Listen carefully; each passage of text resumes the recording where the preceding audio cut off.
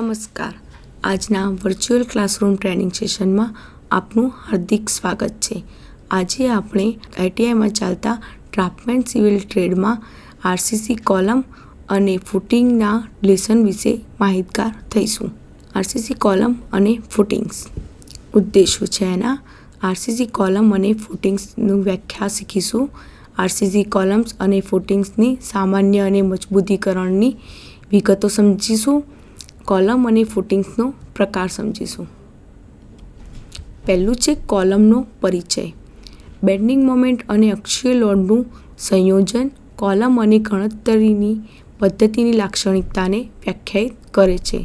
મોટા અક્ષીય બળ અને બેન્ડિંગ મોમેન્ટને આધીન કોલમ મુખ્યત્વે અક્ષીય ભાર માટે ડિઝાઇન કરવામાં આવે છે અને મોમેન્ટની અસર ઓછી હોય છે. નોંધપાત્ર બેન્ડિંગ મોમેન્ટને આધીન કોલમ સંયુક્ત અસર માટે રચાયેલ છે. કોલમ કમ્પ્રેશનને આધીન છે. માત્ર કમ્પ્રેશન ફોર્સ નીચા તણાવ પ્રતિકારને કારણે લેટરલ બસ્ટિંગનું કારણ બની શકે છે. એટલે કે જે કોલમ છે એ કોલમને ગુજરાતીમાં કહેવાય છે કે સ્તંભ. જે બાંધકામમાં આપણે સ્તંભ વાપરીએ છીએ એટલે કે ઊભી જે વર્ટિકલ ડિઝાઇન હોય છે એને કોલમ કહેવાય છે. કોલમ પર બેન્ડિંગ મોમેન્ટ અને અક્ષીય લોડ બંને આવે છે અને કોલમ પર મોટા અક્ષીય બળ બેન્ડિંગ મોમેન્ટને આધીન કોલમ હોય છે. એને મુખ્યત્વે આપણે અક્ષીય ભાર માટે ડિઝાઇન કરીએ છીએ અને મોમેન્ટની અસર આની પર ઓછી હોય છે. અને આ કોલમ જે છે એ નોંધપાત્ર બેન્ડિંગ મોમેન્ટ હોય ત્યાં કોલમની રચના કરીએ છીએ. કોલમ ખાલી કોમ્પ્રેશન પર આધીન હોય છે અને જો કોમ્પ્રેશન ફોર્સ એ નીચા તણાવને પ્રતિકાર કરે તો લેટરલ બસ્ટિંગનું કારણ પણ બની શકે છે. શિયરનો પ્રતિકાર કરવા માટે ટાઈ અથવા સર્પાકારનો ઉપયોગ થાય છે. જેમ કોલમમાં પ્રતિકાર માટે ઊભા બારનો ઉપયોગ થાય છે. શિયર ફોર્સ માટે એને પ્રતિકાર કરવા માટે ટાઈ અથવા સર્પાકાર કોલમનો ઉપયોગ કરવામાં આવે છે અને કોલમમાં પ્રતિકાર માટે ઊભા બારનો ઉપયોગ કરવામાં આવે છે. એના પછી છે કોલમની વ્યાખ્યા. કોલમ વર્ટિકલ સપોર્ટ છે એટલે કે ઊભો સપોર્ટ છે જે ફ્લોર, બીમ, દિવાલો, લિન્ટલ્સનો વજન લે છે અને જમીન પર ટ્રાન્સમિટ કરે છે. જે બાંધકામમાં સ્લેબનું વજન કોલમ લે છે અને કોલમ પરથી વજન જાય છે ફાઉન્ડેશનમાં અને ફાઉન્ડેશન પરથી વજન જમીન પર ટ્રાન્સમિટ થાય છે. કોલમની નિષ્ફળતા એટલે કે જો કોલમ નિષ્ફળ એટલે કે તૂટી જાય તો સમગ્ર માળખાને જોખમમાં મુકાય છે. એટલે કે આખું બિલ્ડિંગ જો કોલમ તૂટી જાય તો ધરાશાયી થઈ જાય છે. આ કાળજીપૂર્વક ડિઝાઇન અને આયોજન અને એને બાંધવામાં આવે છે. કોલમને બાંધવામાં ખૂબ સારી રીતે ડિઝાઇન કરવામાં આવે છે અને તેને સારી રીતે બાંધવામાં આવે છે. આ નીચેમાંથી કોઈ પણ આકારમાં બનાવી શકાય છે. એટલે કે કોલમ ચોરસ, ગોળાકાર, લંબચોરસ, એલ આકાર, ષટ્કોણ, અષ્ટકોણ જેવા આકારોમાં બનાવી શકાય છે. કોન્ક્રીટના સ્તંભનું એટલે કે કોન્ક્રીટનો જે કોલમ હોય એનું મજબૂતીકરણ કોલમના કદને મર્યાદિત કરવામાં મદદ કરે છે. એટલે કે જે કોન્ક્રીટની અંદર આપણે જે રેન્ફોર્સમેન્ટ નાખીએ છીએ તે કોલમનું જે કદ નક્કી કરવામાં આપણને મદદ કરે છે. આ રીતે સૌથી વધુ આર્થિક સેક્શનને ડિઝાઇન કરવામાં પણ મદદ કરે છે. જ્યારે કોલમ દ્વારા સમર્થિત લોડના પરિણામી થ્રસ્ટની રેખાંશ દિશામાં સ્તંભની સીજીની રેખા સાથે સુસંગત હોય ત્યારે મજબૂતીકરણ કોન્ક્રીટ કોલમ અક્ષીય ભારને આધીન હોવાનું કહેવાય છે. એટલે કે જ્યારે કોલમ પર આવતો સમર્થિત લોડ એ પરિણામી થ્રસ્ટની રેખાંશ દિશામાં કોલમની સીજી એટલે કે સેન્ટર ઓફ ગ્રેવિટીની રેખા સાથે સુસંગત હોય ત્યારે રેન્ફોર્સમેન્ટ કોન્ક્રીટ કોલમ અક્ષીય ભારને આધીન હોય એવું કહેવામાં આવે છે. આર્કિટેક્ચરલ જરૂરિયાતો અને સપોર્ટ કરવાના લોડ પર આધાર રાખીને આરસીસી કોલમ વિવિધ આકારોમાં કાસ્ટ કરી શકાય છે. એટલે કે આર્કિટેક્ચરલ જે જરૂરિયાતો છે અને એને જે સપોર્ટ કરવાનો જે લોડ છે એના પરથી આપણે આરસીસી કોલમને વિવિધ આકારોમાં બનાવીએ છીએ. ચોરસ, લંબચોરસ, ષષ્ઠકોણ, અષ્ટકોણ અથવા એલ અથવા ટી આકારના કોલમોનો ઉપયોગ આપણે ઘણી બધી બહુમાળી ઇમારતોમાં કરીએ છીએ. સ્તંભોમાં રેખાંશ પટ્ટીઓ કોન્ક્રીટ સાથે સંયોજનમાં ભાર સહન કરવામાં મદદ કરે છે. એટલે કે કોલમમાં રેખાંશ પટ્ટીઓ કોન્ક્રીટ જોડે જોડાઈને વજન સહન કરવામાં મદદ કરે છે. આ પટ્ટીઓ સ્તંભની પરિમિતિ સાથે સપાટીની નજીક અનુમતિ મુજબ સમાન અંતરે હોય છે. રેખાંશ પટ્ટીઓ ટ્રાન્સવર્સ રેન્ફોર્સમેન્ટ અથવા લેટરલ બાઇન્ડર દ્વારા સ્થિતિમાં રાખવામાં આવે છે. બાઇન્ડરો ક્રિએટિંગ ઓપરેશન દરમિયાન રેખાંશ પટ્ટીઓના વિસ્થાપનને અટકાવે છે અને લોડ હેઠળ તેમના બકલિંગને વલણને પણ તપાસે છે. ટ્રાન્સવર્સ રેન્ફોર્સમેન્ટ અથવા બાઇન્ડર બે પ્રકારના હોય છે. પહેલો છે પ્રકાર 1, જેમાં રેખાંશ બારની આસપાસ વળેલા અલગ નાના વ્યાસના સ્ટીલ બાઇન્ડરનો સમાવેશ થાય છે. પ્રકાર 1માં રેખાંશ બાર હોય છે, એની આજુબાજુ વળેલા અલગ અલગ વ્યાસના સ્ટીલ બાઇન્ડર હોય છે. વ્યાસ, કેન્દ્રથી મધ્યમાં અંતર અને અલગ બાઇન્ડરની ગોઠવણી રેખાંશ પટ્ટીઓની સંખ્યા અને વ્યાસ અને કોલમના કદ પર આધારિત છે. બીજા પ્રકારમાં એટલે કે પ્રકાર 2માં ટાઈની રચના કરતી રેઇનફોર્સિંગ પટ્ટી નજીકથી અંતરે સતત હેલિક્સના રૂપમાં રેખાંશ પટ્ટીઓ પર ઘા કરવામાં આવે છે અને તેને સર્પાકાર અથવા હેલિકલ રેન્ફોર્સમેન્ટ તરીકે ઓળખવામાં આવે છે. બકલિંગ અને ડિસ્પ્લેસમેન્ટ સામે રેખાંશ પટ્ટીઓનો ટેકો આપવા ઉપરાંત હેલિકલ રેન્ફોર્સમેન્ટ પર તેની અંદર કોન્ક્રીટને કોર્સ સ્વરૂપે સીમિત કરવાનું કાર્ય કરે છે, જેનાથી કોલમની લોડ વહન ક્ષમતા વધે છે. અલગ બાઇન્ડર અને હેલિકલ રેન્ફોર્સની વિવિધ વ્યવસ્થા આકૃતિમાં બતાવવામાં આવી છે. આકૃતિમાં જુઓ, પહેલું છે ચોરસ રેન્ફોર્સમેન્ટ. એની આ રચના છે, આ આડો બીમ છે, આ સેક્શન છે.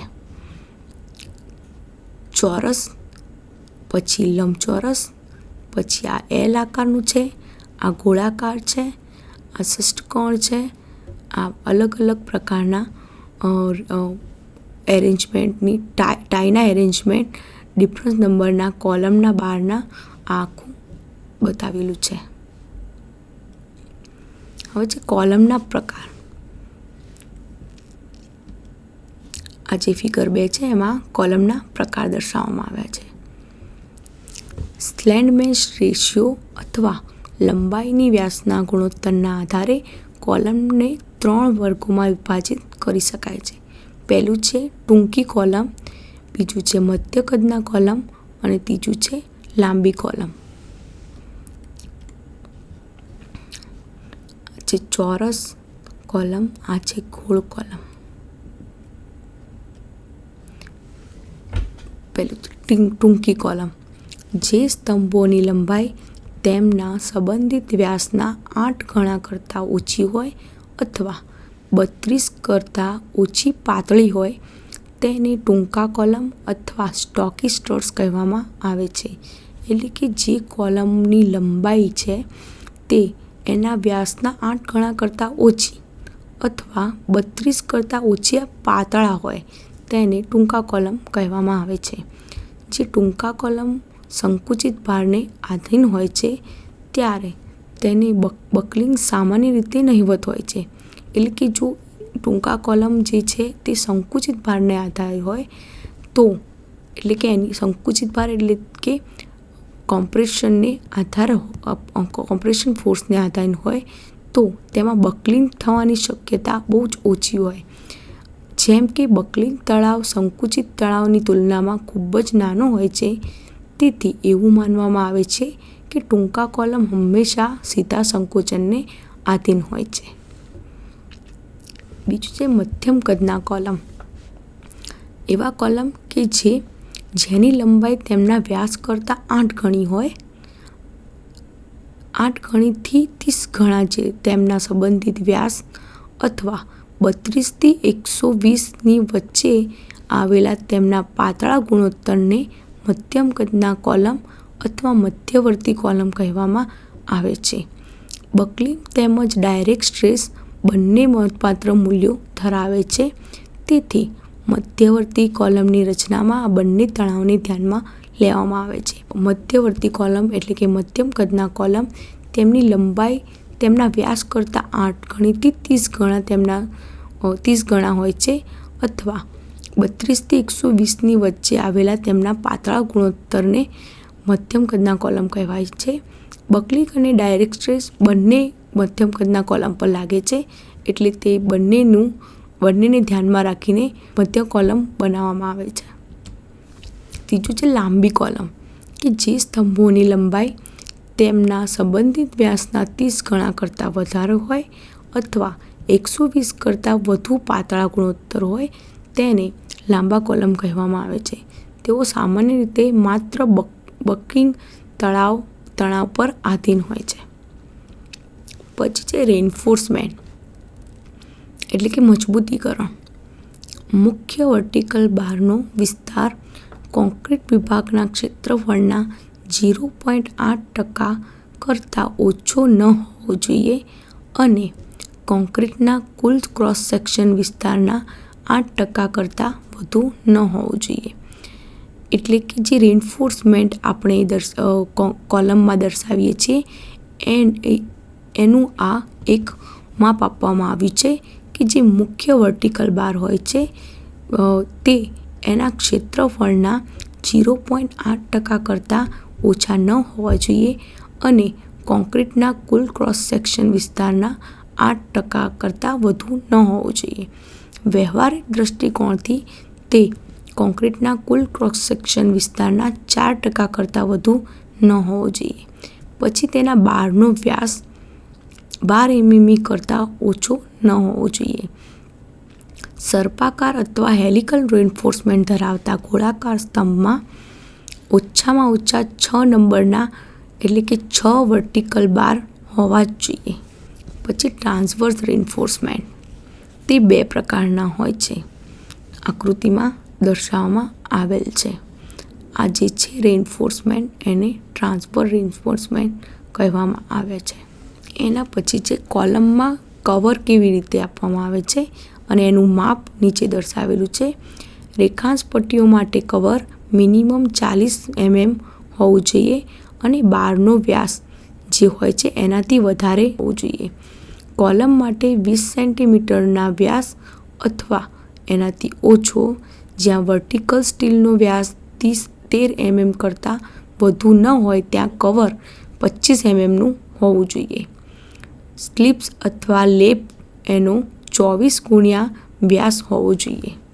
હવે છે ફૂટિંગ. આપણે કોલમનો પરિચય લઈ લીધો, હવે ફૂટિંગનો પરિચય લઈએ કે આરસીસી બિલ્ડિંગમાં ફૂટિંગ કેવું પ્રોવાઈડ કરવું જોઈએ.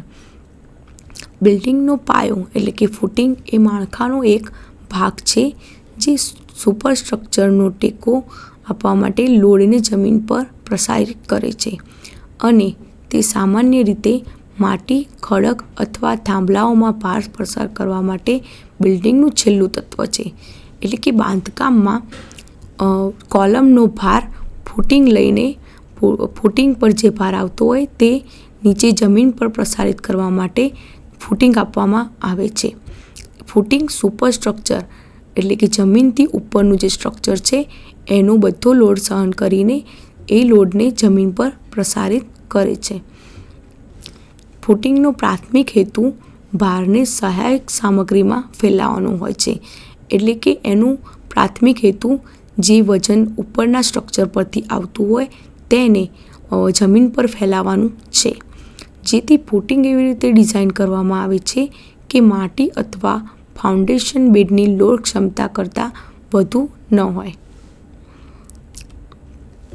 હવે ફૂટિંગ જમીનને સંકુચિત કરે છે અને સેટલમેન્ટનું પણ કારણ બને છે.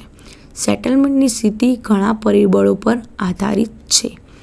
એટલે કે જે બાંધકામ હોય છે, સેટલમેન્ટ એટલે કે આપણે જમીન પર ઘણીવાર જમીન પર બાંધકામ બેસી જાય છે એવું કહેવામાં આવે છે, એને સેટલમેન્ટ કહે છે. અતિશય વિભેદક સેટલમેન્ટ એટલે કે બાંધકામનું ઘણો બધો ભાગ જમીનની અંદર બેસી જવો તેને અતિશય વિભેદક સેટલમેન્ટ કહે છે. એમાં માળખાકીય અને બિનમાળખાકીય તત્વોને નુકસાન પહોંચાડી શકે છે. તેથી વિભેદક સેટલમેન્ટને ટાળવું અથવા ઘટાડવું મહત્વપૂર્ણ બની શકે છે. જો વિભેદક સેટલમેન્ટ થાય તો આખું બિલ્ડિંગ નકામું બની જાય છે. વિભેદક સેટલમેન્ટને ઘટાડવા માટે માળખાના ભારને સમાન રૂપે પ્રસારિત કરવું જરૂરી છે.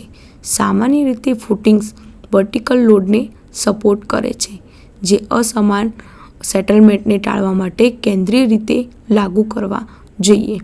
એટલે કે જે ઉપરથી જે બાંધકામનું વજન છે એટલે કે વર્ટિકલ લોડ છે એને ફૂટિંગ સપોર્ટ કરે છે અને તેનો બધો ભાર જમીનમાં પ્રસારિત કરે છે.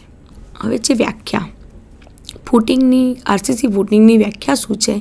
તો રેઇનફોર્સિંગ સિમેન્ટ સાથેનું સંપૂર્ણ સબસ્ટ્રક્ચર કે જે છીછરી ઊંડાઈએ બેરિંગ માટીમાં સુપરસ્ટ્રક્ચરનો કોન્ક્રીટ ટ્રાન્સમિટિંગ લોડ ટ્રાન્સમિટ કરે છે તેને આરસીસી ફૂટિંગ કહેવાય છે. હવે ફૂટિંગના પ્રકારો જોઈએ કે ફૂટિંગ્સના સૌથી સામાન્ય પ્રકારો દિવાલની નીચે સ્ટ્રીપ ફૂટિંગ અને કોલમની નીચે સિંગલ ફૂટિંગ છે.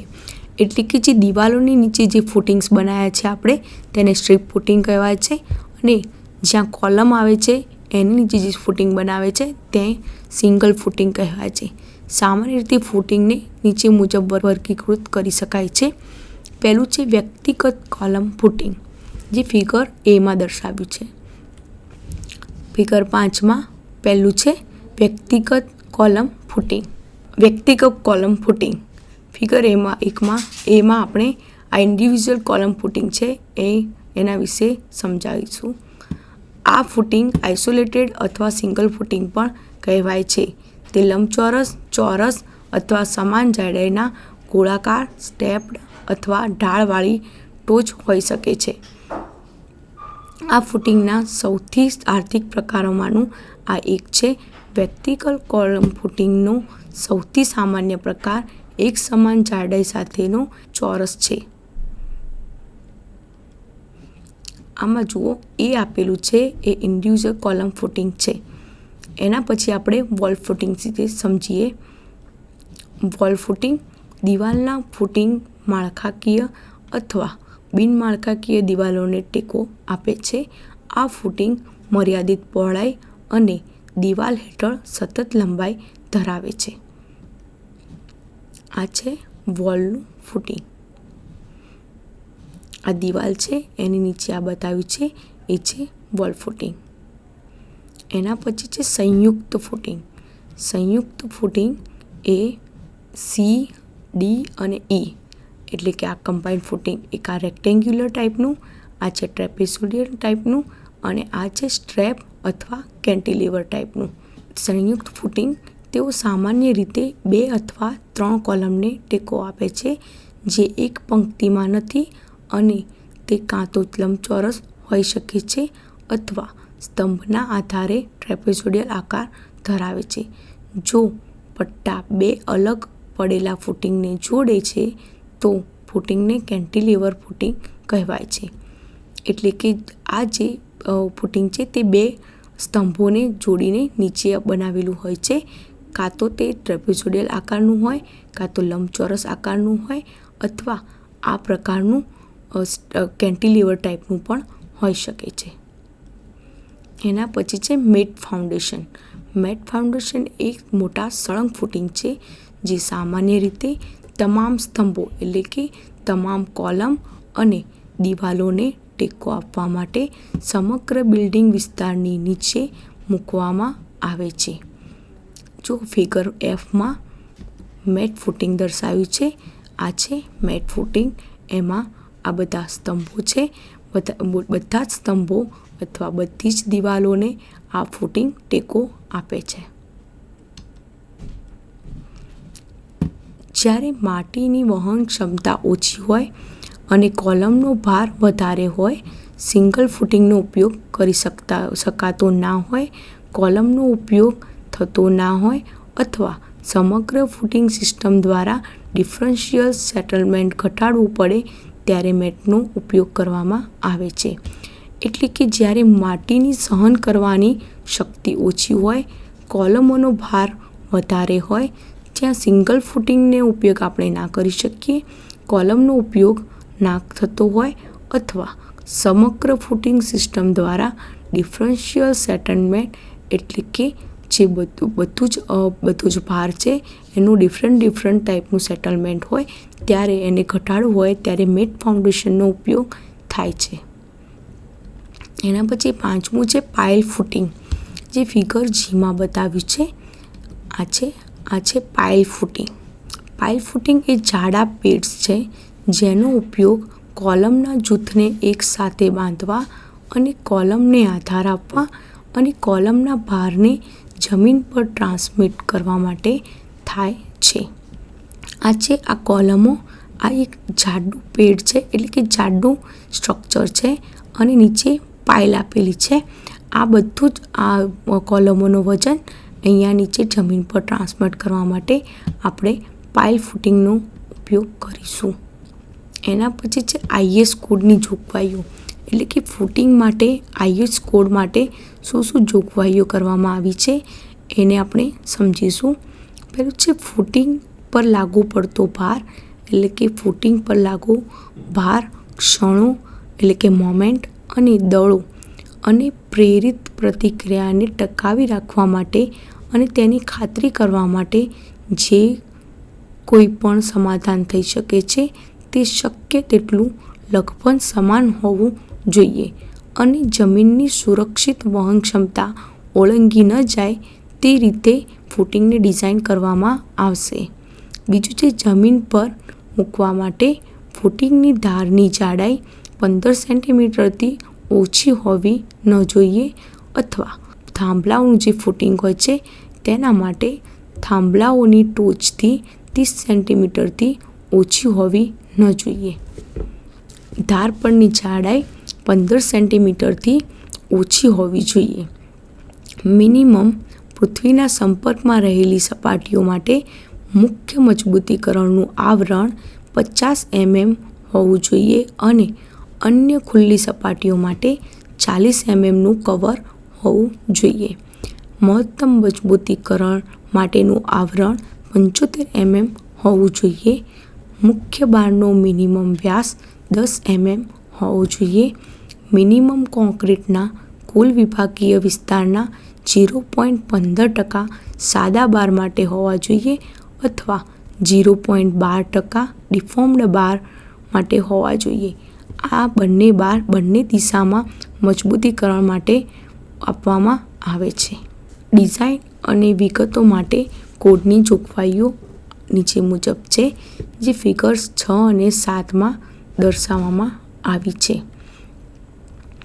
સરળ આઇસોલેટેડ કોલમ ફૂટિંગ્સ બેરિંગ દ્વારા કોલમના ભારને માટીમાં સ્થળાંતરિત કરે છે.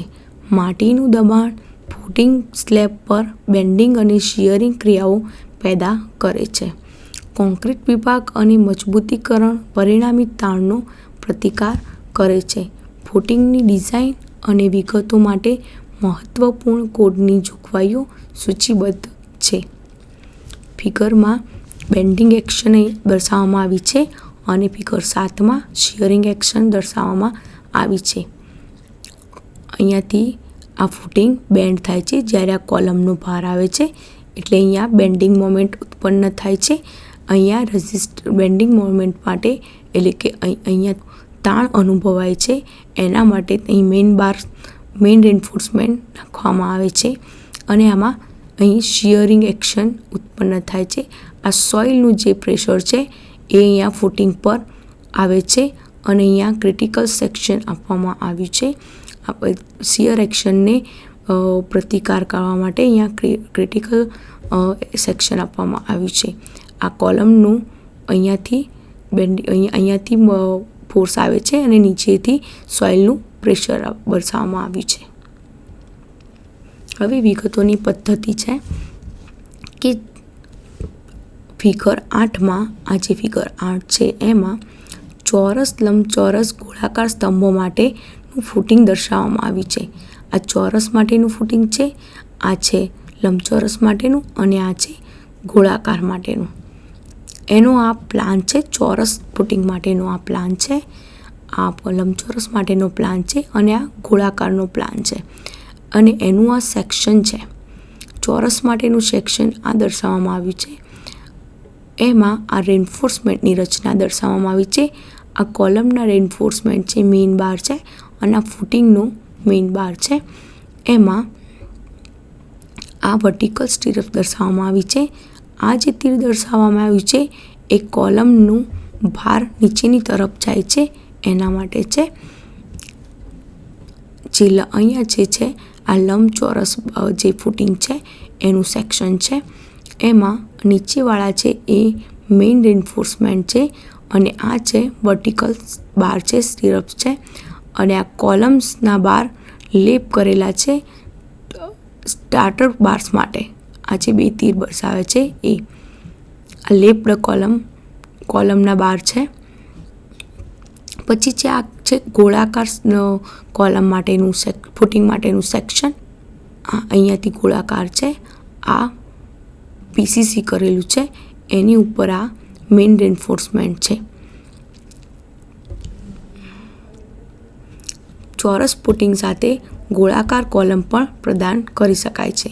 દરેક પ્રકારના ફૂટિંગ માટે બારની સ્પષ્ટ વિગતો માટે એક પ્લાન અને સેક્શન વ્યૂ આપવામાં આવે છે. એટલે કે આ દરેક પ્રકારના કોલમનું પ્લાન અને આ સેક્શન વ્યૂ આપેલો છે. પ્લાન ફૂટિંગ સ્લેબ અને કોલમ સેક્શનના પરિમાણો આપે છે. એટલે કે આ પ્લાન છે એમાં ફૂટિંગના અને કોલમના સેક્શનના પરિમાણો એટલે કે માપ આપે છે આપણને. અને સેક્શન છે જે જમીનના સ્તરના સંબંધમાં ફૂટિંગના પરિમાણો આપે છે. એટલે જે સેક્શન છે એ જમીનના સ્તર એટલે કે નીચેથી આ પીસીસીના ભાગથી ફૂટિંગના જ્યાં કોલમ દર્શાવે છે, જ્યાં રેન્ફોર્સમેન્ટ આપીએ છીએ એની બધી જ વિગતો સેક્શનમાં મળી રહે છે. અને બારનું અંતર અને દિશા પ્લાનમાં ચિહ્નિત થયેલી છે. એટલે આ પ્લાનમાં બારની દિશા કઈ છે અને અંતર કેટલું છે એ પ્લાનમાં આપણને દેખાય છે. જ્યારે સેક્શન કવર, સ્થિતિ, ગોઠવણી અને બારના વિભાજન અંગેની સંપૂર્ણ વિગતો આપે છે. જ્યારે આ સેક્શન આપેલા છે એમાં બારની વિગતો એટલે કે આ કેટલા સળિયા પ્રોવાઈડ કર્યા છે એ, તેનું અંતર કેટલું છે, તેનું કવર કેટલું છોડેલું છે, એ બધું જ આમાં આપણને સેક્શનમાં માહિતી મળે છે. દરેક બારને ચોક્કસ બાર ચિહ્ન દ્વારા ઓળખવામાં આવે છે. એટલે કે આ જે સ્ટીરઅપ્સ છે કે પછી એન્કર બાર છે કે મેઇન બાર છે એની અલગ અલગ ચિહ્નો આપણને આપેલ છે અને એ ચિહ્નો દ્વારા આપણે એને ઓળખી શકીએ છીએ. આજે આપણે આરસીસી કોલમ અને ફૂટિંગ વિશે શીખ્યા, જે વિદ્યાર્થીઓને બહુ ઉપયોગી નીવડશે. આભાર.